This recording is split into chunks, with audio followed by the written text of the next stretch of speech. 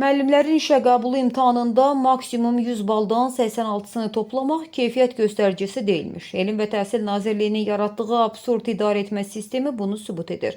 Minimum keçid balından düz 2 dəfə çox nəticə göstərən Xırdalan sakini Ayşə Dadaşova vakant yer yoxdur bəhanəsi ilə sistemdən kənarda saxlanılır. Nazir Emin Əmirullayevin hər çıxışında təriflədiyi imtahan modeli reallıqda savadlı kadrların qarşısını kəsən bürokratik əngələ çevrilib. Elm və Təhsil Nazirliyinin idarəçilik fəlsəfəsi savadlı kadrları mükafatlandırmaq deyil, onları sistemin gərəksiz detalına çevirməkdir. Bunun növbəti bariz nümunəsi Xırdalan şəhərində yaşanır. Sakin Ayşə Dadaşova müəllimlərin işə qəbulu müsabiqəsində 86 bal toplayıb. Təyin olunan minimum keçid həddi 45 olduğu halda gənc mütəxəssis bu normanı 2 dəfə üstələyib. Lakin Əmirullayevin rəhbərlik etdiyi qurum üçün bu rəqəmlərin heç bir əhəmiyyəti yoxdur. Hazırda Nasir Rəfilə Ağayevanın himayəsində az yaşlı övladı ilə ağır sosial şəraitdə yaşayan gənc müəlliməyə Nazirliyin cavabı qısadır. Bütün yerlər dolub.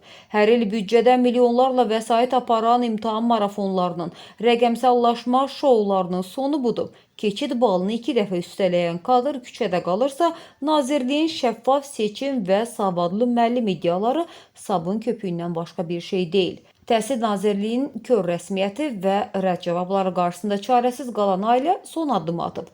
Rəfilə Ağayeva sosial şəbəkələr vasitəsilə birbaşa Azərbaycan Prezidenti İlham Əliyevə video müraciət ünvanlayıb. Çünki mövcud idarəçilik aparatında haqqı tapdanan vətəndaşın Nazirliyin rəhbərliyinə heç bir ümidi və inamı qalmayıb.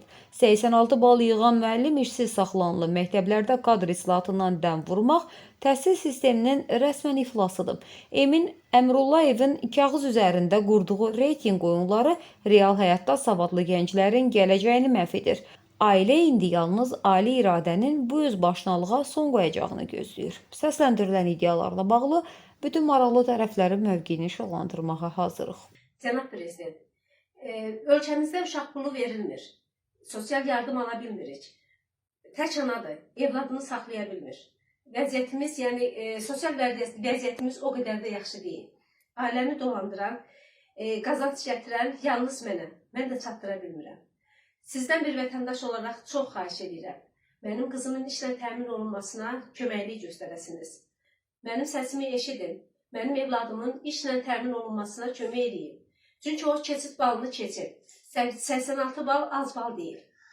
Gecə gündüz oxuyub, canını qoyub, yetərli qədər savadı var. Amma çox təəssüf ki, yetərli vakansiya olmadığı üçün mənim evladım işlə təmin oluna bilmir.